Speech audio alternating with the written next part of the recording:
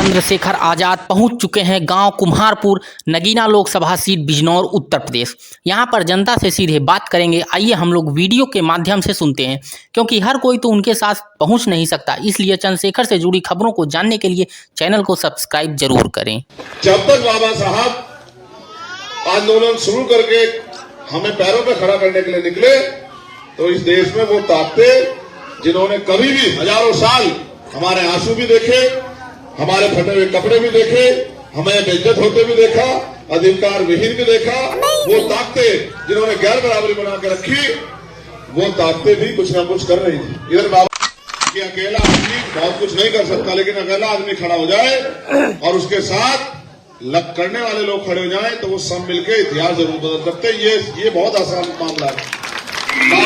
अम्बेडकर भी तो अकेले निकले थे, आप देखो कितना बदल के रख दिया। आज देखो हम जिनको गुलाम माना जाता है उनके लिए अच्छी अच्छी कुर्सियां बची है, बढ़िया टेंट लगे हैं। और अगर मेरे पीछे इतनी अच्छी बाबा साहब अम्बेडकर की स्टैचू आप लोगों ने लगाई, हमें तो जिंदा को सम्मान नहीं मिल रहा था, लेकिन बाबा साहब के अथक प्रयास से उनके जाने के बाद भी आज भी हमारी पीढ़ियां अगर कोई उनकी उंगली की तरफ भी आंख उठा दे तो मरने मिटने को तैयार हो जाती है। कुछ तो उन्होंने किया होगा हम लोगों के लिए, क्या कुछ तो ऐसा है जो उनके जाने के बाद भी हम अपने बाप दादा को भूल जाते, लेकिन हम अपने बाबा साहब अम्बेडकर को याद रखते। कुछ तो किया होगा, कुछ तो योगदान होगा।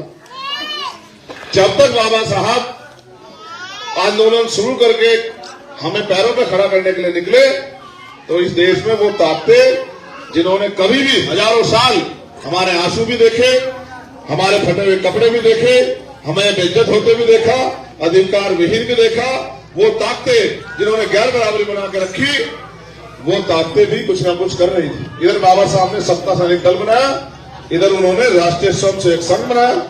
उन्होंने आरएसएस के जरिए हमारे लोगों को किस तरह से गुलाम बना के रखा जाए, किस तरह से उनको अपने अधिकारों के बारे में जानने का मौका न मिलाए, उन्होंने भी अपना काम किया। आज ये देखिए, इस देश में जिनके पास वोट है उनका राज होना चाहिए, उनका तो नहीं है, लेकिन जिनके पास मुट्ठी भर वोट है वो राज कर रहे हैं। किसानों को अगर 10,000 रुपए का लोन माफ कराना हो तो आंदोलन करने पड़ते हैं, और उनके 10 लाख करोड़ रुपए मोदी जी आराम से माफ कर देते हैं। इस देश में चल क्या रहा है? ये देश तो लोकतांत्रिक देश है, जिनका वोट है उनका राज हो, और जिनकी संख्या ज्यादा हो उनके लिए योजनाएं बने। लेकिन आपके तो खिलाफ कानून बनते हैं, एनआरसी पे कानून बनते हैं, सीए पे कानून बनते हैं, किसानों के खिलाफ बनते हैं। सुप्रीम कोर्ट में बैठ के जज SC/ST एक्ट को खत्म कर देते हैं। तमाम तरह से व्यापारियों के खिलाफ GST के कानून बनते हैं। फिर अभी ड्राइवरों के खिलाफ कानून बने। इस देश की सत्ता, मुझे ऐसा लगता है कि इस देश को पुनः वहीं ले जाना चाहती है जहां ये देश आजादी से पहले था। कैसा देश कि आपके और मेरे बदन पे कपड़े तक पहनने का भी अधिकार नहीं। आज इस देश में संविधान के रहते धार्मिक आजादी खत्म हो रही है। आप मस्जिदों में इबादत नहीं कर सकते, आप बाबा साहब अम्बेडकर की जयंती नहीं निकाल सकते।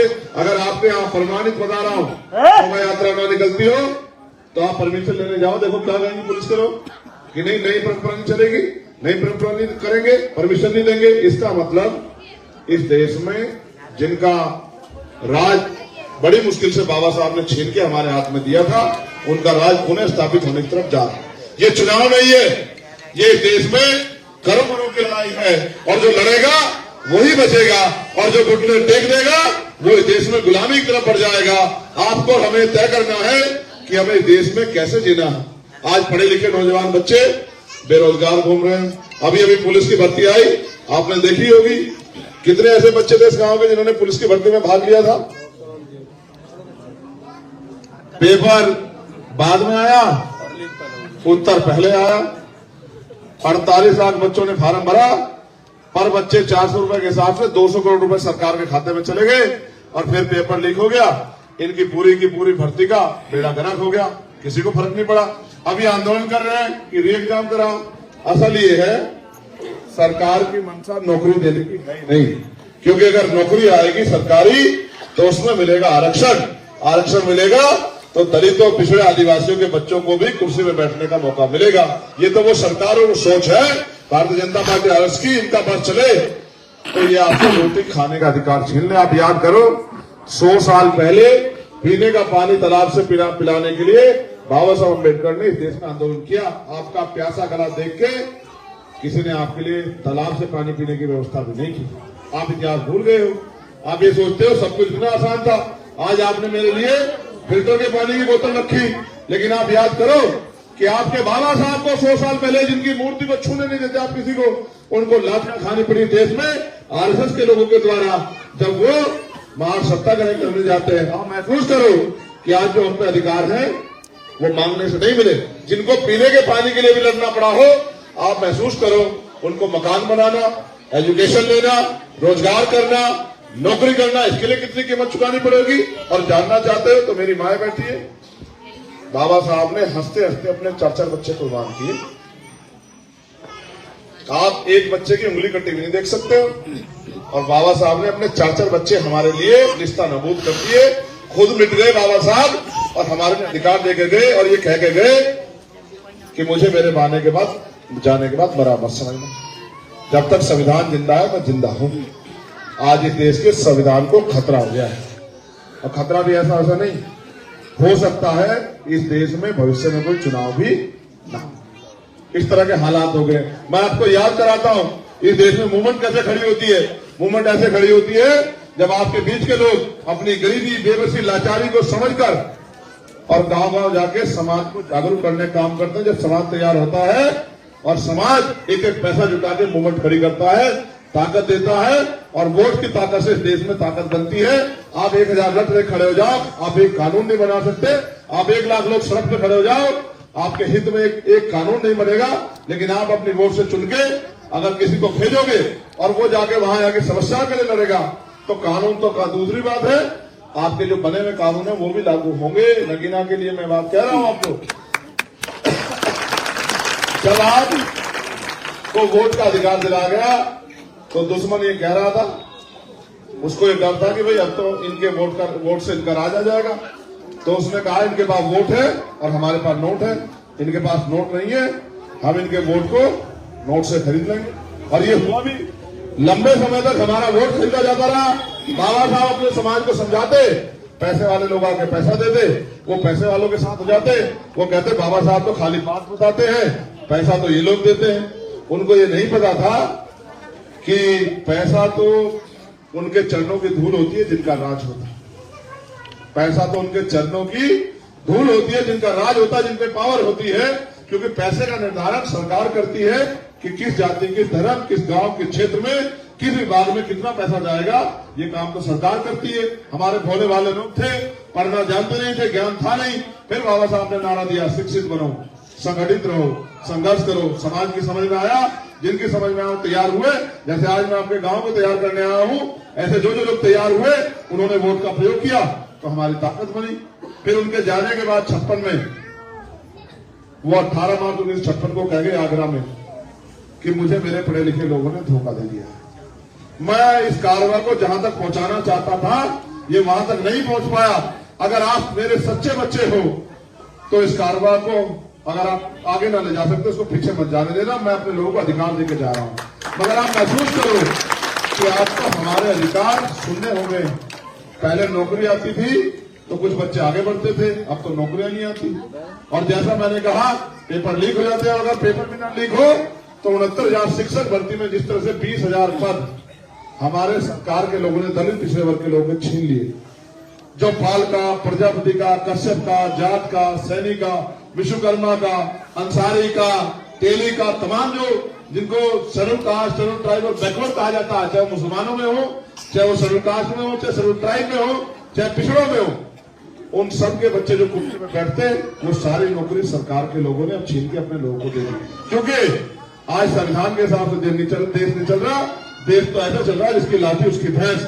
किसके घर बुलडोजर चलेगा, किसका बच्चा जेल जाएगा, किसके बच्चे को पीटा जाएगा, किसको धर्म के नाम पे, जाति के नाम पे, पशु के नाम पे जिसकी अहिंसा होगी, और किसके खिलाफ कानून बनेगा, ये देश के रहनुमा कमरे बैठ के तय करते, जनता की सहमति तय नहीं करते। और हम भी गुलाम हो गए।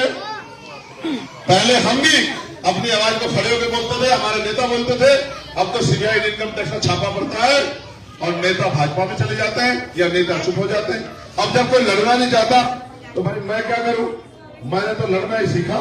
मैं तो ये जानता हूं कि बिना लड़े कुछ मिलता ही नहीं है। माँ भी बच्चे को तब दूध पिलाती है जब बच्चा रोने लग जाता है, तब माँ को एहसास होता है कि इसको भूख लग रही है। अगर बच्चा रोए ना तो माँ भी सोचती इसका पेट भरा हुआ है, वो भी अपने काम में लगी रहती है।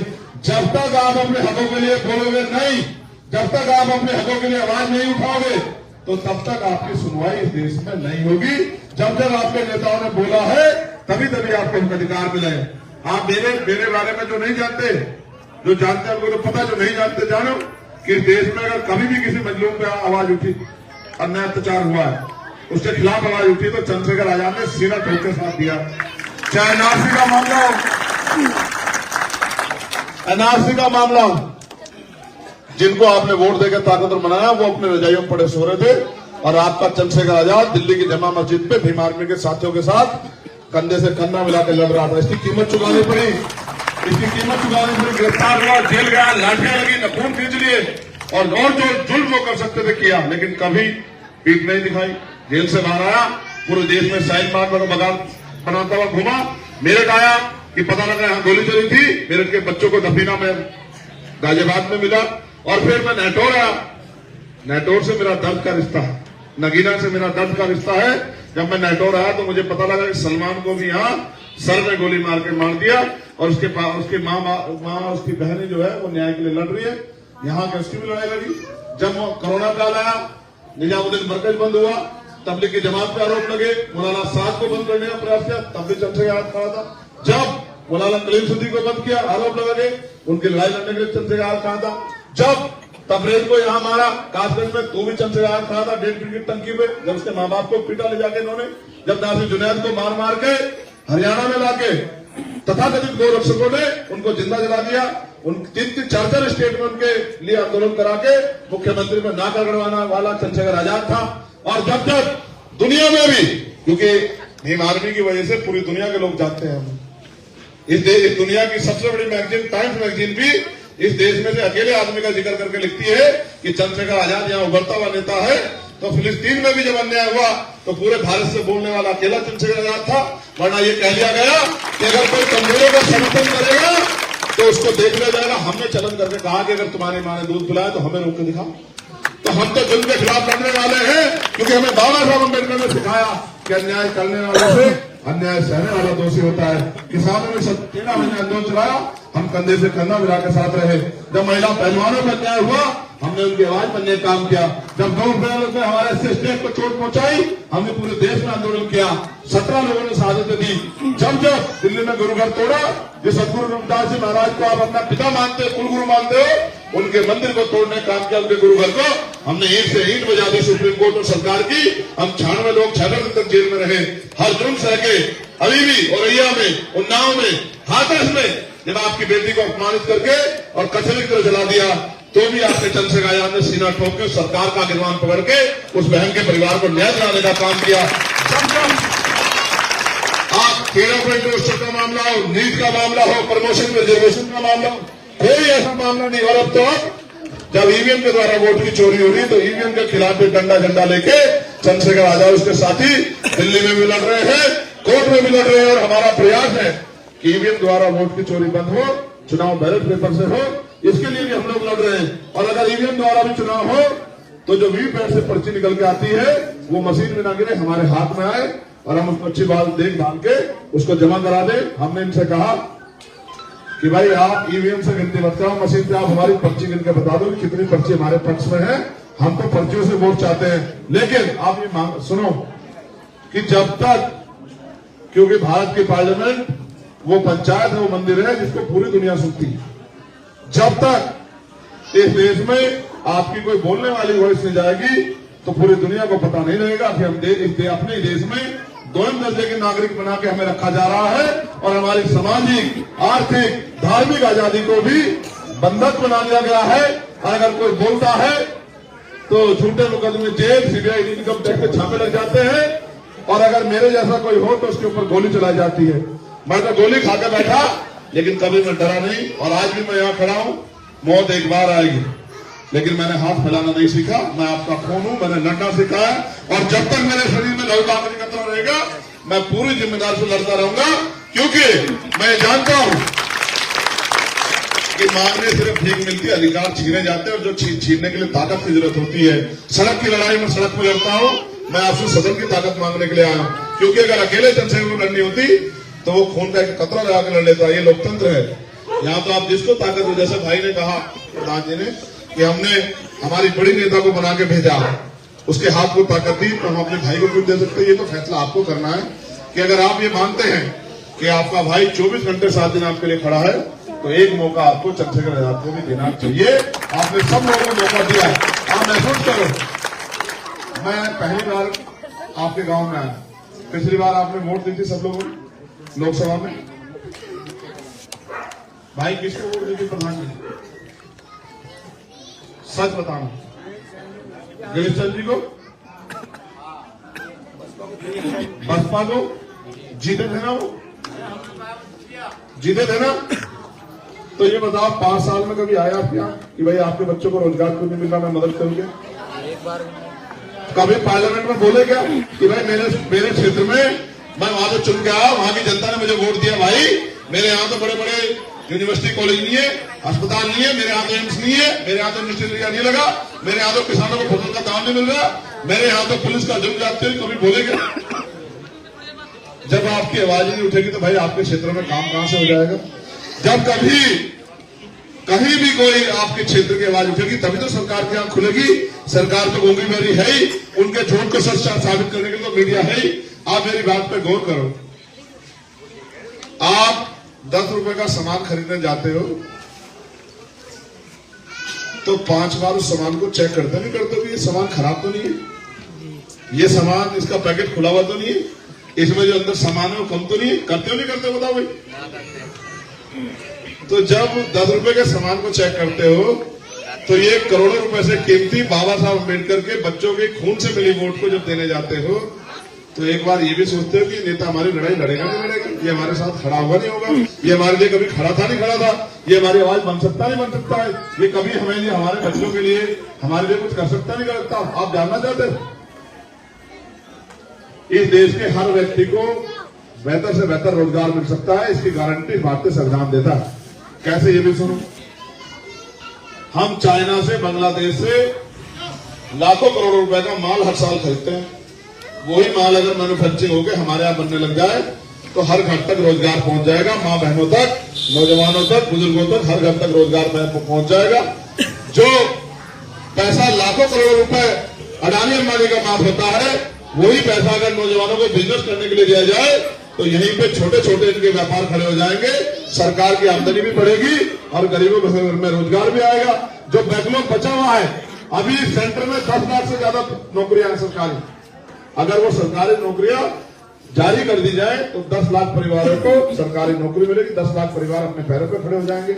अगर कुटुंब उद्योग लगा के बहनों माताओं को रोजगार दिया जाए तो इनके घर में गुस्सा लिया जाएगी। और अगर रोजगार भत्ता जो बेरोजगार है उनके लिए, क्योंकि जब तक उनको नौकरी नहीं मिल रही, उनको पढ़े लिखे जो घर अपना पेट काट के माँ बाप ने तैयार कर दिए, पढ़े लिखे बैठे हैं, नौकरी नहीं मिल रही, रोजगार नहीं मिल रहा, तो भाई उनको अगर सरकार रोजगार भत्ता दे, बेरोजगारी भत्ता 4-5 हजार रुपए, तो वो नौजवान भी पढ़ लिख के अपने पैरों पर खड़े हो सकते हैं। क्या सरकार पॉलिसी बना के इस देश के हक वंचित समाज के बच्चों को विदेश में पढ़ने नहीं भेज सकती है?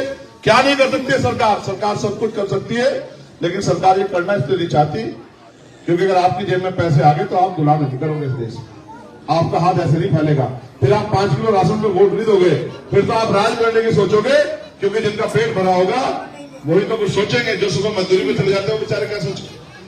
तो ये सब चीजें लोकतंत्र में वोट के जरिए आसान है। राजतंत्र में तो तलवार चलती थी, भाले चलते थे, बंदूक राज में चलता था। बाबा साहब ने तो ये हमारे अंगूठे में दे दिया। गुरु गोविंद सिंह ने तो कहा कि राज तलवार के दम पे होगा, लेकिन वो राजतंत्र था, उसमें हथियार ही तलवार थी। आज तो हथियार के रूप में वोट है, वोट दबाओ, वोट अपने आदमी को दो, राज ले आओ। वोट अगर आपने गिरीश चंद्र जी को दिया बहुत अच्छी बात है, लेकिन अगर आप चंद्रशेखर आजाद को दोगे तो क्या कभी आपको सरकार के आगे हाथ फैलाना पड़ेगा या आपके कोई साथ नाइंसाफी होगी तो सरकार ऐसे हाथ बंद करके अन्याय कर पाएगी? आपके सामने है, जिनके पास आवाज नहीं होती उनके साथ हल्द्वानी जैसे अन्याय होते हैं, जिनके पास आवाज नहीं होती उनमें उनके साथ रामपुर जैसे अन्याय होते हैं, और जिनके पास आवाज होती है तो जब भी जुल्म जाती होती है सरकार का कुंडा बंद कर देते हैं बीमार में आजाद समाज पार्टी के लोग। इस बात को सरकार भी जानती है, इसलिए आरक्षण को पिछले दरवाजे से खत्म करती है, सामने से नहीं आती। मेरे दलित समाज के लोग बैठे हुए हैं, प्रमोशन में रिजर्वेशन सुप्रीम कोर्ट ने कहा मिलना चाहिए। आप बताओ कौन सी सरकार ने लागू किया, कौन से नेता ने आंदोलन किया, आप बताओ। क्योंकि कभी संसद में किसने कहा ही नहीं कि लागू करो, प्रमोशन रिजर्वेशन मिलेगा दलित पिछड़े वर्ग के लोगों को, तो वो प्रमोट होंगे, बड़ी बड़ी कुर्सियों पर बैठेंगे, और जो नीचे बैठ लो खाली होगा उससे मेरे आने वाले भाइयों को नौकरी मिलेगी। सरकार तो बहुत समझदार है ना, आपकी जेब में पैसा आएगा तो आप लड़ोगे, हक मांगोगे। सरकार नहीं जाती है हक मांगो। और आप बताओ, जब अमीरों के लाखों करोड़ रुपए माफ हो सकते हैं तो आपके लिए कॉलेज और हॉस्पिटल क्यों नहीं बन सकते? आप बताओ, बिजली के बिल आपके क्यों नहीं माफ हो सकते? किसानों को क्यों नहीं बिजली के बिल माफ हो सकते? किसानों की फसल के दाम क्यों नहीं मिल सकते किसानों को? इस देश में वही होगा जो सत्ता में बैठे लोग चाहेंगे। चाहे आप अपने को बिठाओगे तो आपकी बात आगे बढ़ेगी, और आप उनको बिठाओगे तो उनकी बात आगे बढ़ेगी। अगर आप समझदार हैं, जागरूक हैं, तो इस लड़ाई को लड़ने का मौका अपने इस चंद्रशेखर आजाद को भी दो कि वो इस लड़ाई को लड़के दिखा सके कि वो आपके हकों के लिए अच्छा कैसे कर सकता है। आपने मुझे बुलाया, मुझे सुना, मुझे समय दिया, इसके लिए मैं आपका आभार प्रकट करता हूं।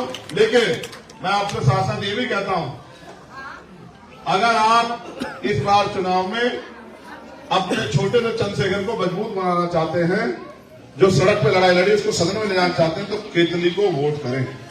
आपके केतली को दी एक वोट चंद्रशेखर आजाद के पैरों और हाथों दोनों को मजबूत करेगी, और आपके लिए एक लड़ाका तैयार होगा जिसको पूरी दुनिया सुनेगी।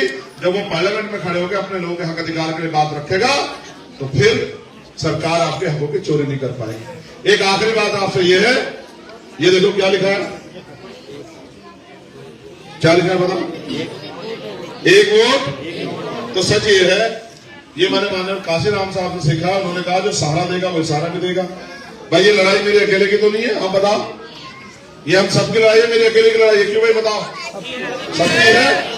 तो जिनसे मुकाबला है उनको तो बहुत पैसे है भाई, सारा मीडिया उनका है, सारे पैसे उनके पास है, सारे साधन उनके पास, सरकार उनके पास है। तो मैं आपसे अपील करूंगा कि चाहे आप 1 रुपए की मदद करें, लेकिन अपनी मेहनत ईमानदारी कमाई से इस जंग में, इस संघर्ष में योगदान जरूर दें, जिससे मेरा हौसला बढ़े और मेरे पास साधन संसाधन तैयार हो कि मैं जालिम का मुकाबला पूरी ताकत से कर सकूं, और इस बार उनके दांत खट्टे करके आपकी लड़ाई को मजबूत कर सकूं। तो मेरा आपसे आग्रह है, मेरी माँ बहनों से भी, कि चाहे वो 1 रुपए की मदद करें, क्योंकि मैं मानता हूं कि गरीबों का एक एक पैसा, मेहनत की कमाई का पैसा, उनके खून पसीने का पैसा, वो बहुत मजबूत होता है।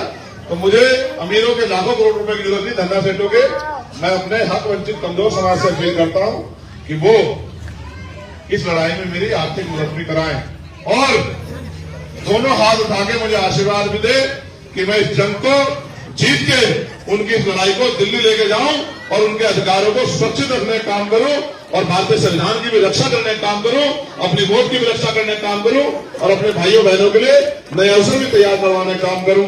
जो लोग इस लड़ाई में हमारा सहयोग करेंगे, मैं उनसे आग्रह करूंगा कि वो दोनों हाथ उठा के हमारा समर्थन करें और हमें विश्वास दिलाएं कि वो इस लड़ाई में हमारे साथ हैं और हमारी मदद करेंगे। वो इस बार अमीरों का साथ न देके अपने चंद्रशेखर आजाद को इस लड़ाई को लड़ने का मौका देंगे। वो ये साबित करेंगे कि वो अमीरों के गुलाम नहीं है, उनके सीने में जो दिल है वो गरीबों के लिए भी धड़कता है, उनके सीने में जो दिल है वो गुलामी की बेड़ियां काटना चाहता है। मैं आपको ये कहूंगा कि ऐसा चाहूं राज में जहां मिले सबनुवन और छोटे बड़े सब बसे, रविदास रहे प्रसन्न। ये नारा 600 साल पहले सतगुरु रविदास जी महाराज ने दिया था कि राज ऐसा हो जहां कोई छोटा बड़ा ना हो, जहां कोई ऊंच नीच ना हो, कोई भेदभाव ना हो, किसी के साथ जुल्म जाति ना हो, किसी का अपमान ना हो, किसी बहन बेटी को खून के आंसू न रोने पड़े, कोई इतना अमीर ना हो कि उसको गरीब को कुचलने में मजा आए, कोई इतना गरीब ना हो कि वो रोटी रोटी के लिए मोहताज हो जाए। तो ऐसा राज होना चाहिए जहां सब लोग बराबर हों। ऐसा राज होना चाहिए जहां किसी को खाने के लिए अन्न की, तन ढकने के लिए कपड़े की और सर ढकने के लिए छत की दिक्कत ना हो, जहां मानवता में सब लोग बराबर हो। और उस राज को उन्होंने नाम दिया बेगमपुरा राज। बेगमपुरा राज तब आएगा जब आप लोग संघर्ष करोगे। बेगम का मतलब होता है बिना गम का राज। हर व्यक्ति जिनके दुनिया में जिंदगी में कोई गम ना हो, ऐसा राज आना चाहिए। उसके लिए संविधान के राज के लिए आप लोग संकल्प करो और आगे बढ़ो, ऐसी मेरी मंगल कामनाएं हैं। जय भीम, जय भारत। घुमाने की जरूरत नहीं है, जिसको हमसे प्यार है वो भाई जो यहाँ तक चल के हमारी मदद करने नहीं आया, वोट डालने कैसे चला जाएगा? वो तो घर में पड़ा रहेगा, हम तो उससे वैसे ही कमजोर पड़ जाएंगे। तो जिसको हमारी मदद करनी है वो चल के आए और साबित करे कि अगर कोई उनके लिए एक कदम चलेगा तो वो भी 4 कदम चलेंगे। अगर मेरे लिए आप 1 कदम चलोगे तो मैं 400 कदम चलूंगा, ये वादा आपसे करता हूँ। बहुत बहुत धन्यवाद। जय भीम, जय भारत, जय संविधान। आज के लिए सिर्फ इतना ही। वीडियो पसंद आए तो चैनल को सब्सक्राइब करें। मिलते हैं फिर से एक नए न्यूज के साथ।